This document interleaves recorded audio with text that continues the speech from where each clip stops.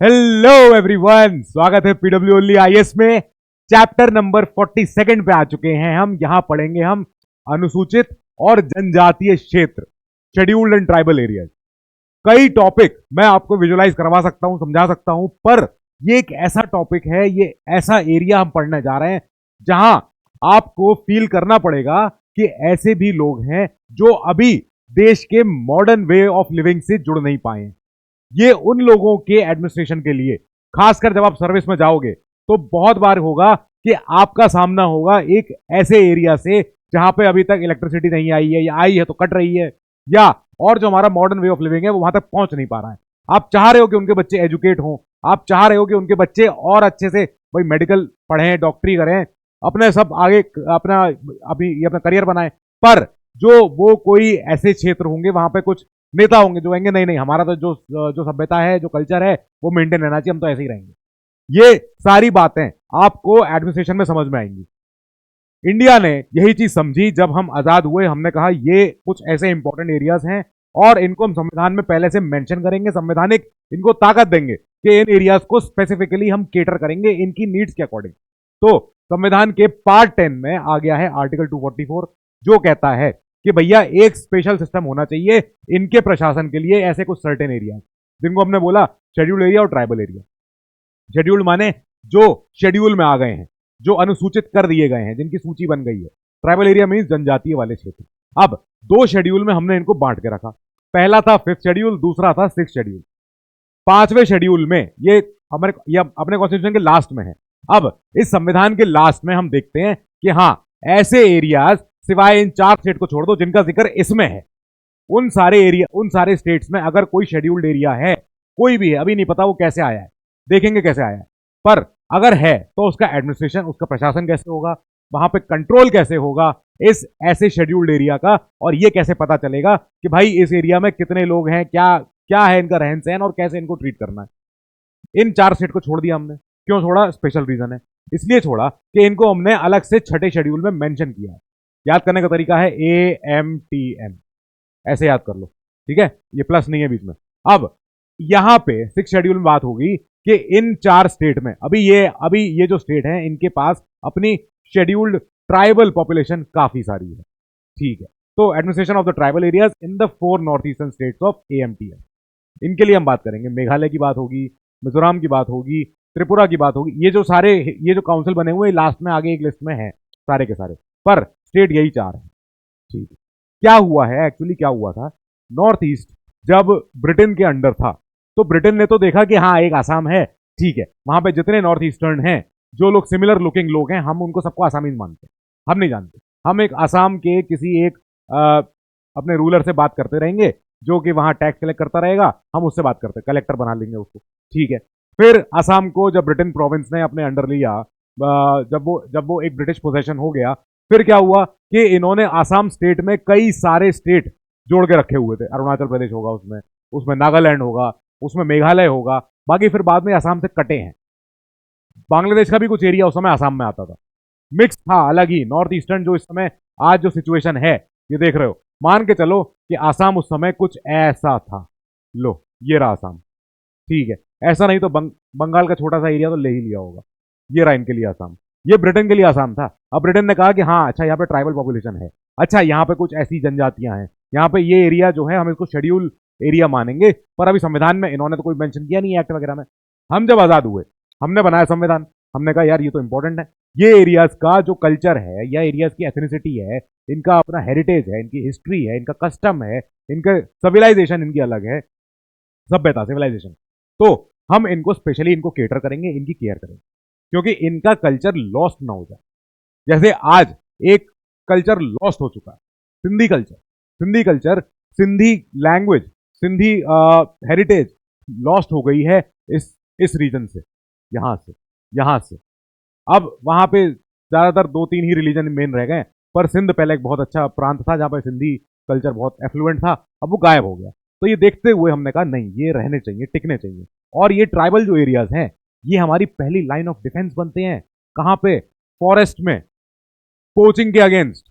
जब पोचर्स, जब किसी यहाँ पे किसी राइनोसेरोस को जो होता है गैंडा, जब उसका शिकार करते हैं या जब पोचर्स कभी किसी टाइगर का शिकार करते हैं तो यहाँ पे जो ट्राइबल एरियाज होते हैं, यहाँ पे जो ट्राइबल पॉपुलेशन है, वो हेल्प करती है फॉरेस्ट कंजर्वेशन डिपार्टमेंट की कि हम आपके साथ हैं, बताइए।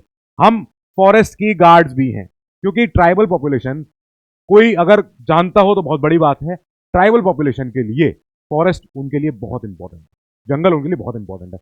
जैसे हिंदू मुस्लिम इन रिलीजन्स में मंदिर मस्जिद की जो वैल्यू है, ऐसे ही ट्राइबल पॉपुलेशन के लिए इनके पेड़ों की उतना ही महत्व है।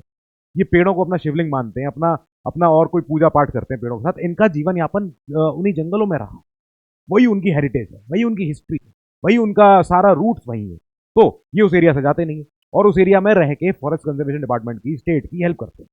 अब हमने क्या किया, हमने जब इंडिया को आज़ाद होते हुए देखा, हमने कहा यहाँ तो पॉपुलेशन बहुत डिफरेंट तरीके की है। तो हमने कहा, हमने कुछ ऐसे आइडेंटिफाई किए कुछ एरियाज, ये एरियाज अब ये 10 डिस्ट्रिक्ट्स में है, सॉरी 10 स्टेट्स में है। तो यहाँ पे क्या है, 10 स्टेट्स में आ गए हमारे शेड्यूल्ड एरिया।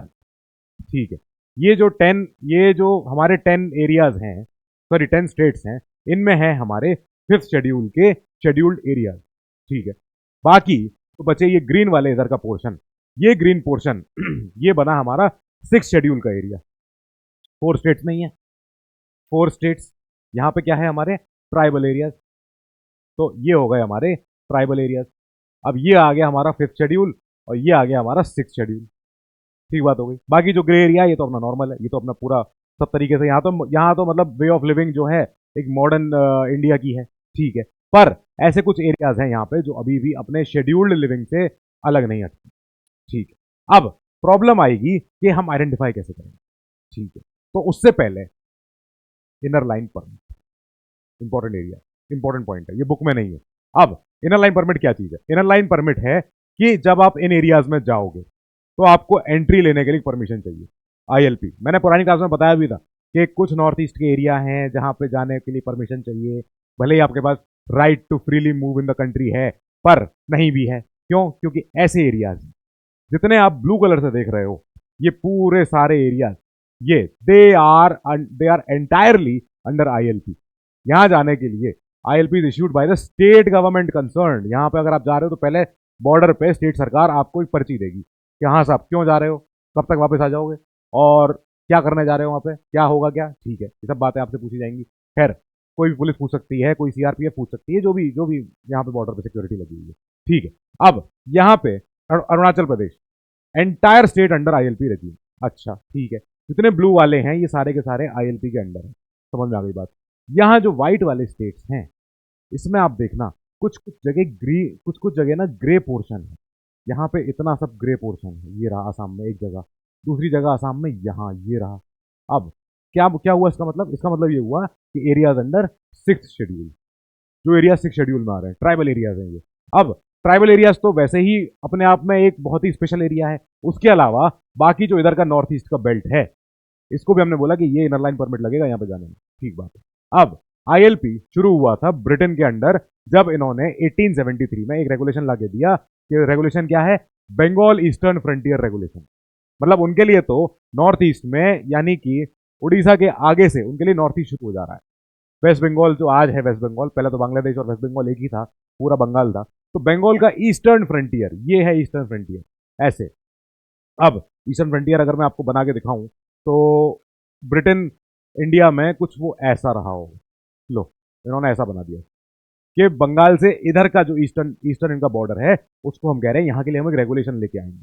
क्या रेगुलेशन है? रेगुलेशन है इनर लाइन परमिट।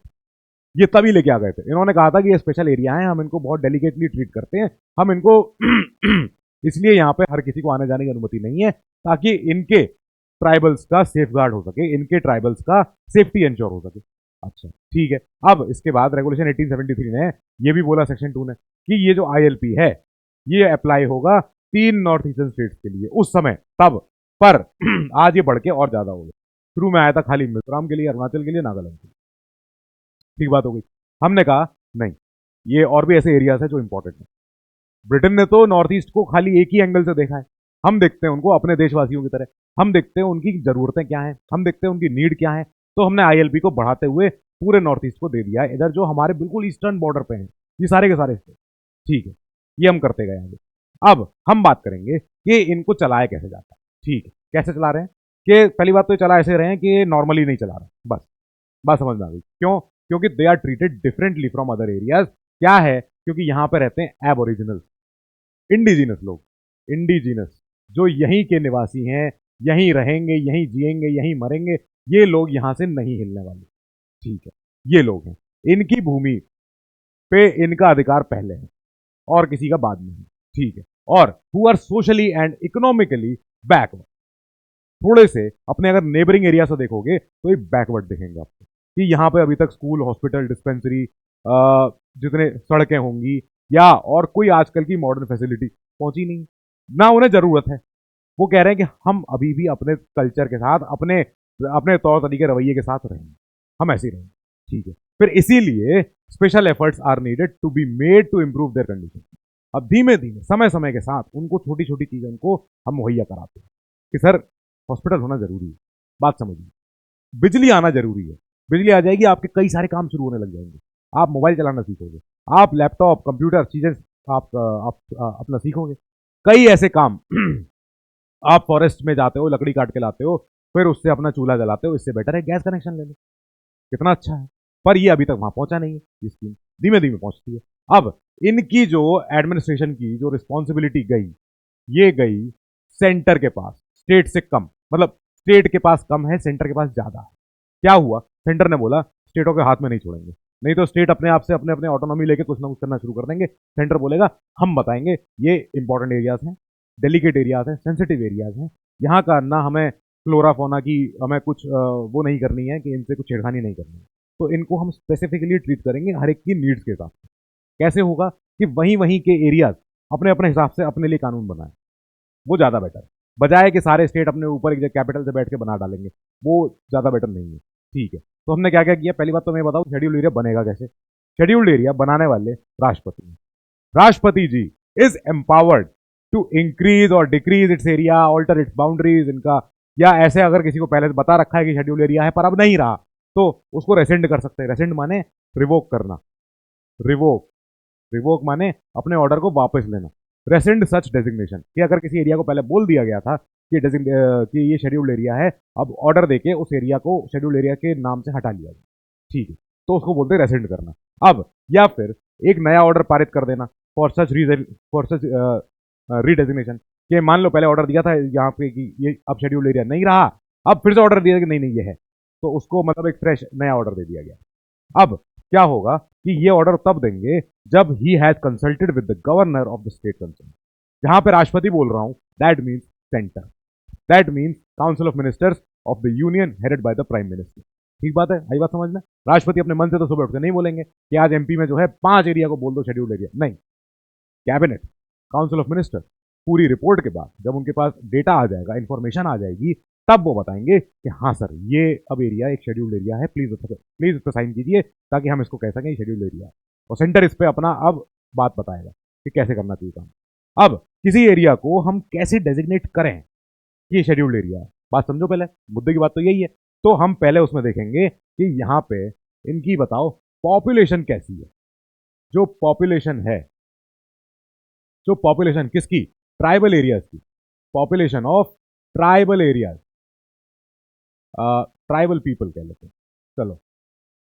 तो ये जो लोगों की पॉपुलेशन है ये कितनी क्वालिटेटिवली ज्यादा है, क्वांटिटेटिवली ज्यादा है, मतलब फैक्ट क्या है कि क्या यहाँ पे 10-20 हजार लोग रह रहे हैं, क्या यहाँ पे 2,000 लोग रह रहे हैं, क्या यहाँ पे 200 घर हैं कि नहीं, ये सब बात है। तो पहले पॉपुलेशन में बात होगी कि सब पॉपुलेशन की कितनी है।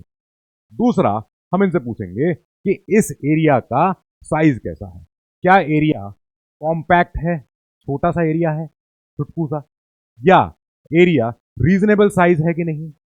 जो रीजनेबल साइज होगा मतलब हम बोल सकते हैं ऐसा नहीं होना चाहिए जैसे कानपुर में एक नवीन मार्केट है, अलीगढ़ में सर सैयद अहमद नगर है, तो इतना सा एरिया को बोल दिया लो शेड्यूल एरिया, नहीं, एक कॉम्पैक्ट साइज हो, प्रॉपर साइज हो, रीजनेबल साइज हो, ये बताना पड़ेगा।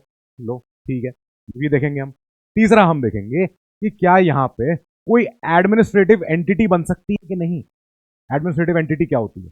एडमिनिस्ट्रेटिव एंटिटी माने कि कोई जिला लेवल का यहाँ बॉडी आ सकती है, कोई ब्लॉक लेवल की, तहसीलदार, तालुका कुछ बन सकती है कि नहीं? तो एडमिनिस्ट्रेटिव एंटिटी, समझे? एंटिटी मतलब क्या, कोई भी यूनिट कैसी हो सकती है यहाँ पे, जैसे डिस्ट्रिक्ट लेवल पे आ जाए यहाँ पे कुछ बॉडी, या यहाँ पे बन जाए कोई ब्लॉक लेवल की बॉडी, या यहाँ बन जाए कोई तालुका, तालुका जो होती थी हमारे एंशियंट टाइम से चलती आ रही है, एटसेट्रा जो भी हो सकती है। चौथा हम देखेंगे कि यहाँ की जो पॉपुलेशन है वो कितनी पीछे है। नेबरिंग स्टेट्स को अगर देखोगे, नेबरिंग एरियाज को देखोगे, तो क्या वो पॉपुलेशन जिसको आप डेजिग्नेट करना चाह रहे हो शेड्यूल्ड एरिया, क्या वो पॉपुलेशन थोड़ी बैकवर्ड है? तो हम देखेंगे इकोनॉमिक बैकवर्डनेस, इकोनॉमिक, ये इनकी आर्थिक रूप से ये कितने बैकवर्ड है बाकी एरियाज से अगर कंपेयर करोगे आसपास से, तो ठीक है। अब ये संविधान में कहीं मेंशन नहीं है ये सब चीजें, ये मिनिस्ट्री ऑफ ट्राइबल अफेयर्स की मिनिस्ट्री, इसको छोटे में लिखते हैं, मिनिस्ट्री ऑफ ट्राइबल अफेयर, ये इनकी एनुअल रिपोर्ट थी, annual report of 2021-22 annual report, ठीक है, 2021 से 2022 ये जो रिपोर्ट आई थी मिनिस्ट्री ऑफ ट्राइबल अफेयर्स, तो इन्होंने बताया था कि हम किसी अगर एरिया को चुनाव करते हैं कि ये क्या ये शेड्यूल्ड एरिया है, तो हम इसको उसको ऐसे देखेंगे, ऐसे हम ये सब पॉइंट देख लेंगे कि हाँ भाई यहाँ पे कैसी पॉपुलेशन है, कितनी पॉपुलेशन है, पॉपुलेशन का नंबर कितना है, सिग्निफिकेंट है कि नहीं, ग्रेटर है कि नहीं, एरिया साइज छोटा बड़ा है कि नहीं, उस एरिया में कोई प्रशासनिक यूनिट बन सकती है कि नहीं, जिला लेवल पे, ब्लॉक लेवल पे या तालुका लेवल पे, और वो जो पॉपुलेशन है वो अपने नेबरिंग एरियाज के रिलेटिव में कितनी ज्यादा बैकवर्ड है, कितनी ज्यादा पिछड़ी है। तो वो ये सब पॉइंट देखते हुए हम उसको किसी एरिया को बताएंगे कि हाँ ये शेड्यूल्ड है कि नहीं। अब यहाँ पे जो स्टेट और सेंटर की एग्जीक्यूटिव पावर कैसे कैसे हो रही है, तो एग्जीक्यूटिव पावर जो है स्टेट की वो होती तो है शेड्यूल्ड एरिया में भी, पर उसमें कैच है। कैच क्या है कि governor has a special responsibility. क्या है गवर्नर के पास कि governor has to submit a report regarding the administration of such areas to the president. कि गवर्नर साहब को ऐसे एरिया की एडमिनिस्ट्रेशन की रिपोर्ट भेजनी पड़ेगी ऊपर राष्ट्रपति के पास। अब क्या होगा इससे कि सेंटर बताएगा धीमे धीमे कर करके कि देखो अब हमें हमारे पास रिपोर्ट आ गई है, आप ही के स्टेट में से गवर्नर ने आपकी हमको रिपोर्ट भेजी है आपकी कि आपके एरिया में शेड्यूल्ड एरिया है और यहाँ पे जो है आपने अभी तक अस्पताल नहीं बनवाया है और हम तब से आपसे कह रहे थे। तब सेंटर इनको डायरेक्शन देगा कि सेंटर प्रोवाइड करेगा कि हाँ साहब डायरेक्शन ये है हमारे कि हॉस्पिटल बन जाए 2 महीने के भीतर, 6 महीने के भीतर, जैसा भी हो। स्कूल चाहिए प्राइमरी बच्चों को, कब आएगा? तो सेंटर तब डायरेक्शन देगा इन स्टेट्स को कि आप कैसे इनको ट्रीट कर रहे हो, कैसे इनको एडमिनिस्टर कर रहे हो। सेंटर दे रहा डायरेक्शन स्टेट्स को। ठीक बात है, आई बात समझ में? अब हम चले ट्राइब्स एडवाइजरी काउंसिल, ये हर स्टेट में होने चाहिए। क्या बोला गया है कि हर स्टेट के पास एक शेड्यूल्ड एरिया अगर है तो उस शेड्यूल्ड एरिया के लिए एक ट्राइब्स एडवाइजरी काउंसिल होगा। ये क्या चीज आ गई सर? अब क्या है कि मान लेते हैं ये कोई भी स्टेट ले लो, एमपी ले लेते हैं, एमपी में है शेड्यूल्ड एरिया, तो एमपी में विधानसभा की एक्स नंबर ऑफ सीट्स हैं, ठीक है, जितनी भी हैं हमें नहीं जानते। अब यहां से क्या होना चाहिए कि एक, ये तो विधानसभा है ही है, इसके अलावा जो ट्राइब एडवाइजरी काउंसिल है जिसमें 20 मेंबर होंगे, तो ये 20 मेंबर में से 3/4 मेंबर इस विधानसभा के हिस्सा होने चाहिए। शेड्यूल्ड ट्राइब के ही होंगे वो, क्योंकि शेड्यूल्ड ट्राइब के लिए अगर ट्राइब एडवाइजरी काउंसिल है, दैट मीन्स कि उस जो अपना ये एडवाइजरी काउंसिल है जिसमें जनजातियों के लिए बात कर रहे हैं, तो जनजातियों के ही तो लोग हों यहाँ पे। विधानसभा में 20 मेंबर की ये जो बॉडी है ट्राइब एडवाइजरी काउंसिल, इस 20 मेंबर में से 3/4 लोग विधानसभा के मेंबर होने चाहिए। आई बात समझ में? This is legislative, state legislative assembly. समझाऊं फिर से बात? हर स्टेट की अपनी विधानसभा है, ठीक है, विधानसभा में कौन जाते हैं? एमएलए जाते हैं हमारे, जो एक जिले से 2-3 एमएलए चुन के जाते हैं, 2, 3, 4, 5 जितने भी हो, ठीक है। अब ये जो विधानसभा में एमएलए जाके बैठे हुए हैं, हम ये देखेंगे कि अगर हमें कोई अलग से ट्राइब एडवाइजरी काउंसिल बनाना है, ये सेपरेट, ये ट्राइब एडवाइजरी काउंसिल खाली और खाली वेलफेयर और एडवांसमेंट ऑफ शेड्यूल्ड ट्राइब की बात करेगा और इसे कोई दूसरी बात करनी ही नहीं है, ठीक है। अब ये जो है हिमाचल प्रदेश का जनजातीय वाला ये एडवाइजरी काउंसिल है, सलाहकार परिषद, ठीक है। अब ये सलाहकार परिषद में 20 लोग हैं। ये कोई लेजिस्लेटिव बॉडी नहीं है, ये कोई एग्जीक्यूटिव बॉडी नहीं है, एडवाइजरी बॉडी है, एक एडवाइजरी काउंसिल है, सलाहकार परिषद है ये। अब यहां क्या हो रहा है, ये जो लोग हैं ये 20 लोग होने चाहिए, ठीक बात है, पर हम ये कह रहे हैं इन 20 में से 3/4 लोग विधानसभा के मेंबर होने चाहिए। ठीक बात सुनो, मतलब कम से कम 15 एमएलए इस एडवाइजरी काउंसिल में होने चाहिए जो शेड्यूल ट्राइब से आए हुए हों। ठीक बात आ गई। अब ये हो गई समझ में कि ऐसे काउंसिल और जगह भी बन सकते हैं जहां पे शेड्यूल्ड एरिया नहीं है पर शेड्यूल्ड ट्राइब्स हैं, पर यह तब होगा जब राष्ट्रपति चाहेंगे। Similar council can also be establish in a state having scheduled tribes but not scheduled areas. अभी ये बात हो रही है जहां जहां पे जिन जिन स्टेट्स में शेड्यूल्ड एरियाज हैं उनके लिए, पर जहां पे शेड्यूल्ड एरियाज नहीं भी हो पर शेड्यूल्ड ट्राइब्स की पॉपुलेशन हो, वहां भी ऐसे काउंसिल बनाए जा सकते हैं अगर राष्ट्रपति ऐसा चाहे। राष्ट्रपति माने सरकार ऐसा चाहे तो, सेंट्रल सरकार। ठीक बात है। और आगे चले, हमने बोला कि जब इनके लिए कोई कानून लगाने हो तो क्या करेंगे हम, वहां पे गवर्नर साहब का रोल है। क्या रोल है? गवर्नर साहब बताएंगे कि सेंटर का कौन सा कानून यहां पे नहीं लगेगा, सेंटर का कौन सा कानून लगेगा तो उसमें क्या मॉडिफिकेशन लगेंगे। Empower to direct that any particular act of parliament और द स्टेट लेजिस्लेचर यहां पे नहीं लागू होगा, या लागू भी होगा तो एक apply with certain modifications and exceptions. कि साहब कोई एक्ट है, मान के चलते हैं ड्रग्स एंड कॉस्मेटिक्स एक्ट। अब ड्रग्स कॉस्मेटिक्स एक्ट में, ये तो सेंटर का एक्ट है, ठीक है, तो इस एक्ट में कई सारे प्रावधान हैं कि कौन सी दवाइयों को हम असली मानते हैं, कौन सी दवाइयों को हम आयुर्वेदिक मानते हैं, कौन सी दवाइयों को हम ये मानते हैं, ये मानते हैं, वो मानते हैं। पर ऐसी कोई दवाइयां होंगी जो जड़ी बूटी से बनती हैं जंगलों में, वो दवाइयां क्या वैलिड हैं? हो सकता है नॉर्मल वे ऑफ लिविंग में वो दवाइयां नहीं वैलिड हो, पर यह भी हो सकता है कि हम ये कह दें कि गवर्नर साहब के पास ये रिपोर्ट आई है कि ट्राइबल पॉपुलेशन इस दवाई का उपयोग करती आई है और आगे करती रहेगी। तो गवर्नर साहब कह देंगे कि साहब मैं फिर से एक बार एक आदेश दे रहा हूं कि इस ड्रग्स एंड कॉस्मेटिक्स एक्ट का ये वाला पोर्शन इस शेड्यूल्ड एरिया में नहीं लगेगा। मत लगना, इनको करने दो, अगर इन्हें लग रहा है कि उससे इनको बेनिफिट है तो करने दो, ठीक है। दूसरी चीज ये बता सकते हैं, रेगुलेशन बना सकते हैं for the peace and good government of a scheduled area after consulting the tribes advisory council. वही ट्राइब्स एडवाइजरी काउंसिल जो पीछे सलाहकार परिषद हमने अभी देखा था, ये ट्राइब एडवाइजरी काउंसिल इनको एडवाइस करेगा गवर्नर साहब को कि साहब हमारे लिए ये वाला कानून ज्यादा बेस्ट है, हमारे लिए ये वाली गाइडलाइन, रेगुलेशन, रूल्स ज्यादा बेटर है, लगवाने दो। अगर ये जो रेगुलेशन आई है तो ये regulation can prohibit or restrict the transfer of land by or among the members of ST.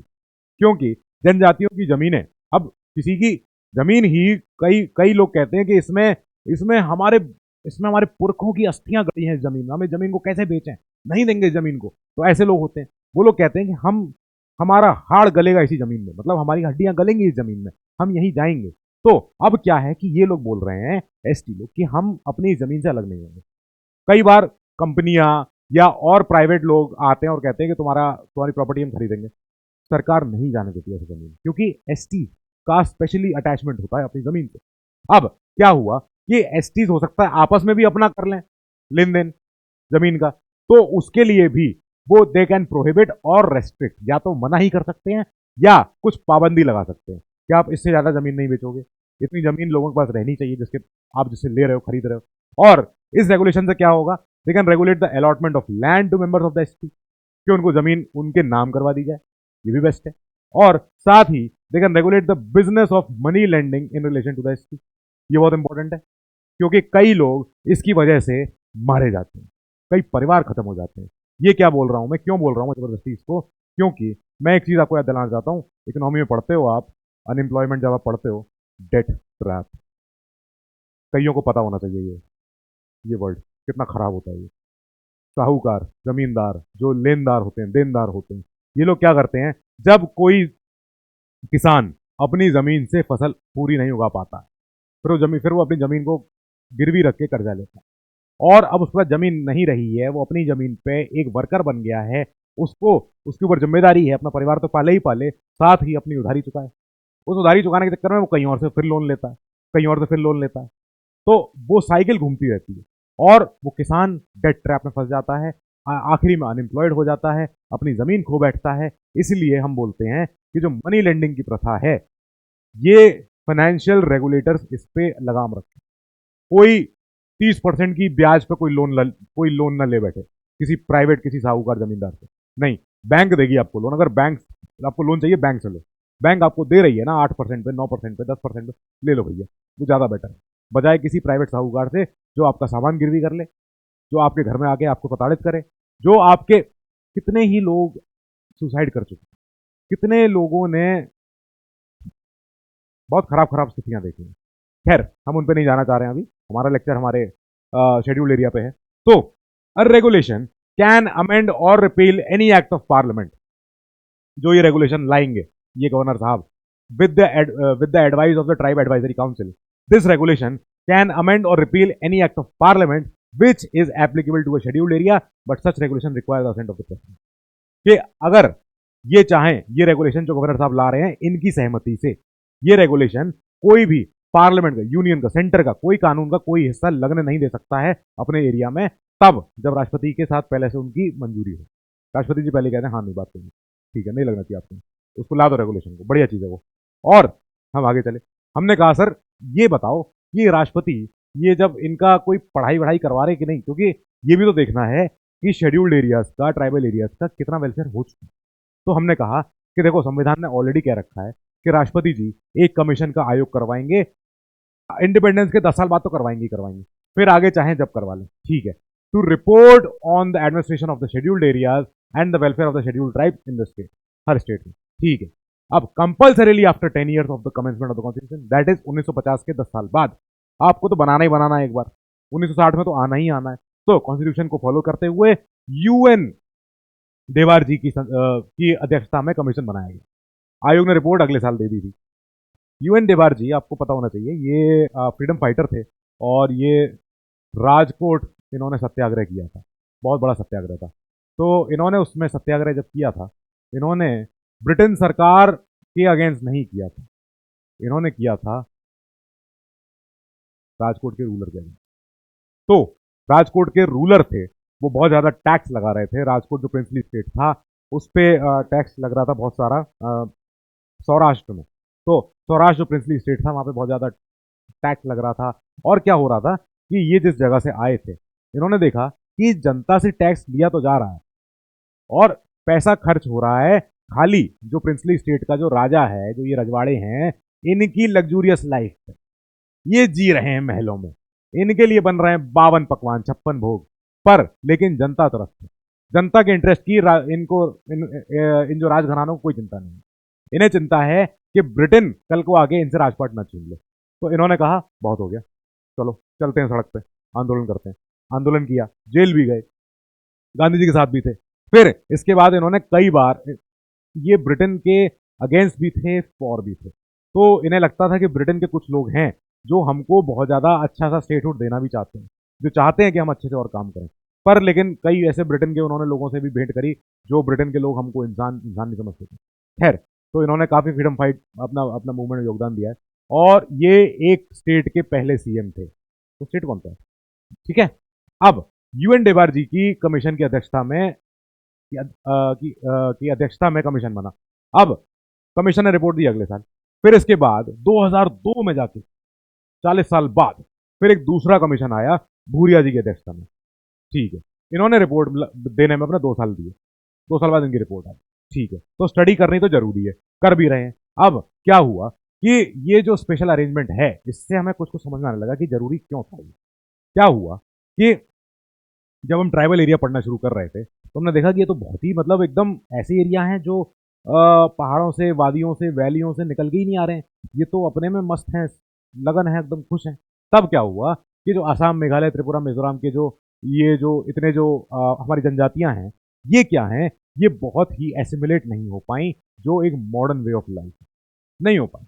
उन्हें पता ही नहीं है, ब्रिटेन आके चले गए हैं, ब्रिटिश लोग आके चले गए, अब यहाँ पे इंडिया का रूल है, हाँ ठीक होता रहा, तो अब नहीं फर्क पड़ रहा। अब नॉर्थ, अपने पूरे नॉर्थ इंडिया में जनरल एक परसेप्शन है कि हम नॉर्थ ईस्ट को पता नहीं कभी अपने से जोड़ ही नहीं पाते, ये आइडिया रहता है।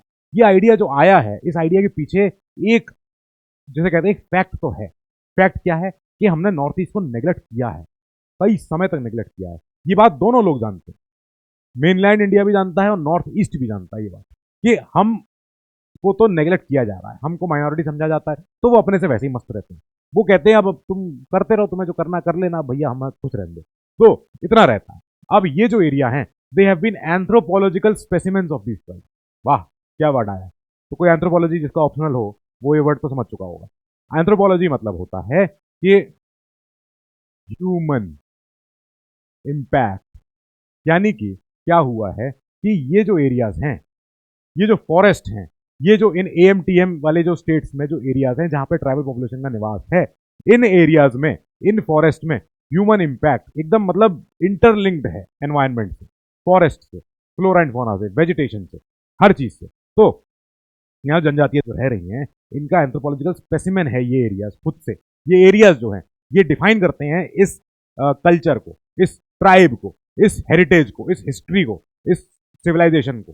तब ये जो लोग हैं, tribal people in other parts of India have more or less adopted the culture of the majority of the Indian population. क्या हुआ है कि भैया और जगह तो जो हुआ सो हुआ, उसके बाद जितना प्रताड़ित हुए हुए अनुसूचित जनजातियां हमारे देश में, पर कम से कम ये तो हुआ कि वो एसिमिलेट होना शुरू हो गए हमारे डेली वे ऑफ लिविंग में, कि स्कूल जाना ही जाना है बच्चों को, कि पढ़ाई करनी ही करनी है, कि हॉस्पिटल होता है तो वहां जाके दवाई मिल जाती है, कि कहीं और जाके कोई खेल कूद का स्टेडियम है, सब कुछ है। तो उन्हें समझ में तो आ गया कि हाँ देखो इंडिया में ऐसे एक वे ऑफ लिविंग है।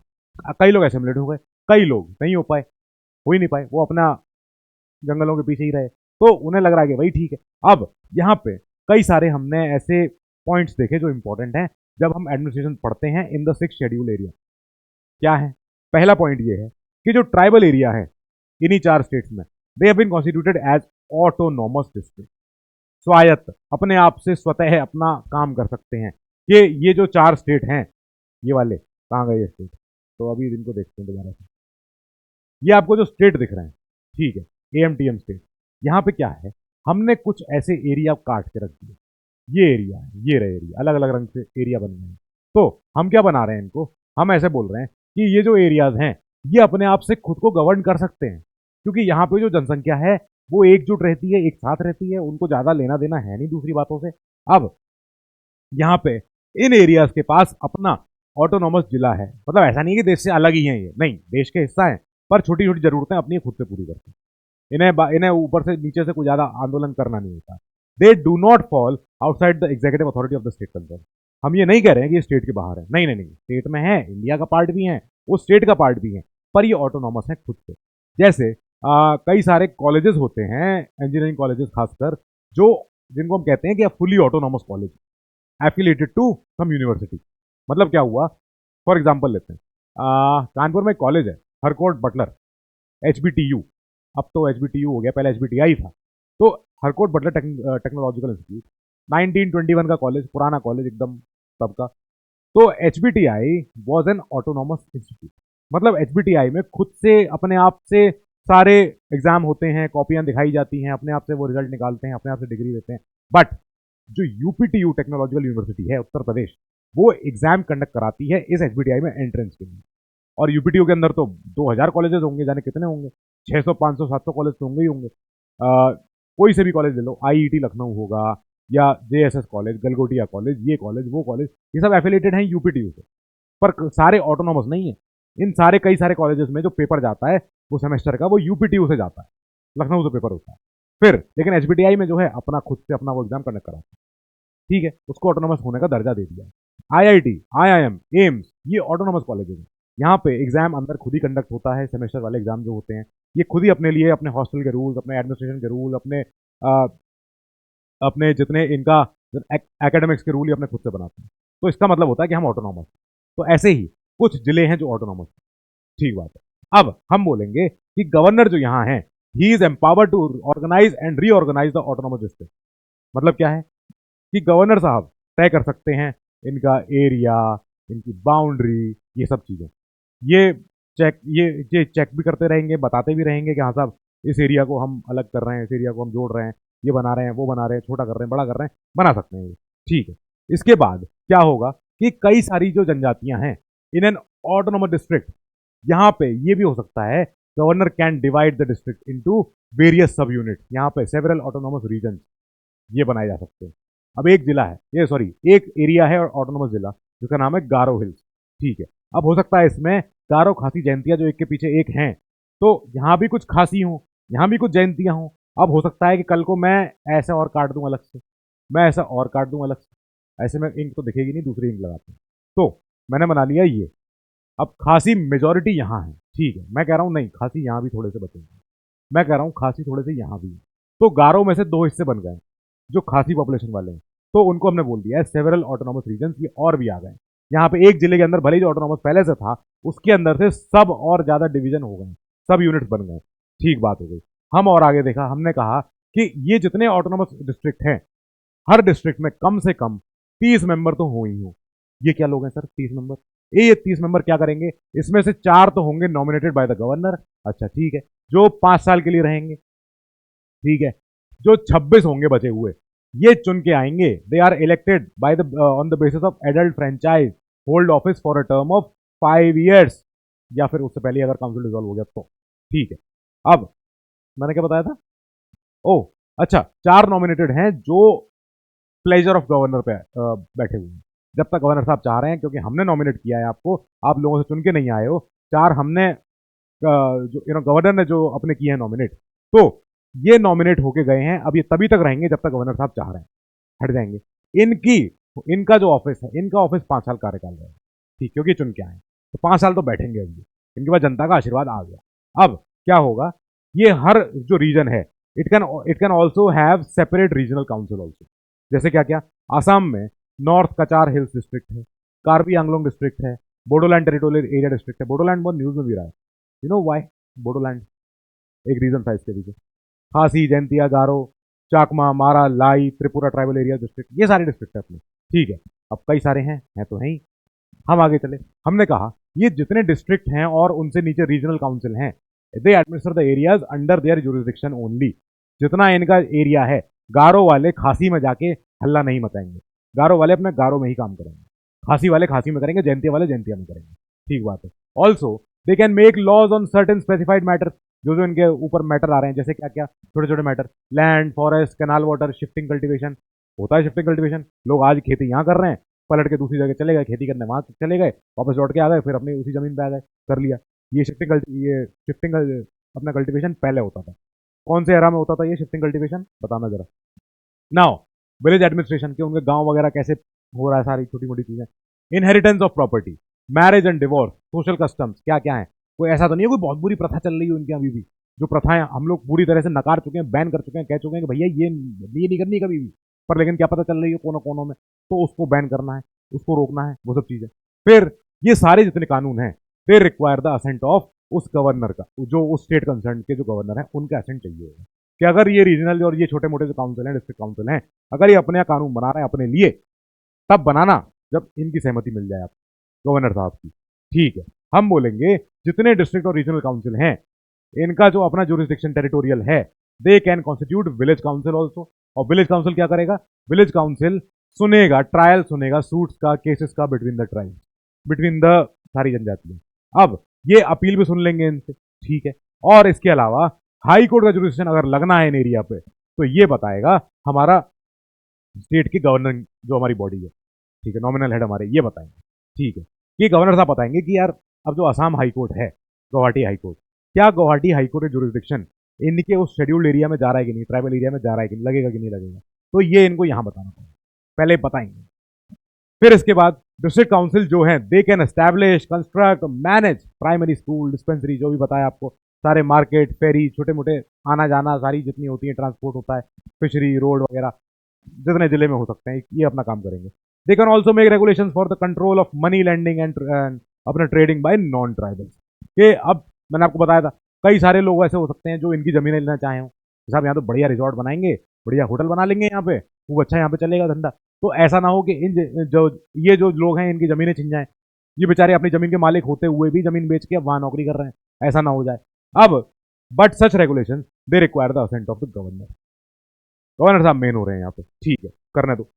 फिर हमने कहा अच्छा, अब ये जो डिस्ट्रिक्ट एंड रीजनल काउंसिल हैं, they are empowered to assess and collect land revenue and to impose certain other taxes also. कि अगर इनको कोई टैक्स लगाना तो लगा डालो, ठीक है। अगर आपको चाहिए कुछ, क्योंकि आप काम कराना है, अगर लाइटिंग लगवानी है, बिजली लानी है, इंटरनेट लाना है, कुछ भी कराना है, तो आपको काम चाहिए, अब काम के लिए पैसा चाहिए, पैसा यहीं से आएगा, पैसा टैक्स से आएगा। अब ये जो पार्लियामेंट के एक्ट हैं या स्टेट लेजिस्लेचर के एक्ट हैं, they do not apply to autonomous district and autonomous regions, but अगर अप्लाई हो भी रहे हैं, then they are applied with certain specified modifications and exceptions. पहली बात तो अप्लाई नहीं होंगे, अगर हुए तो होंगे with certain modifications and exceptions, बस साफ बात। फिर गवर्नर साहब they can appoint a commission, एक आयोग का गठन फिर हो जाएगा, to examine and report on any matter relating to इनके वेलफेयर, या इनके कोई क्वेश्चन हो रहा है तो अगर, कि इनका एडमिनिस्ट्रेशन कैसे चल रहा था, जो ऑटोनोमस डिस्ट्रिक्ट है हमारे रीजन में, ये सारे. Now he may dissolve a district or regional council on the recommendation of this commission.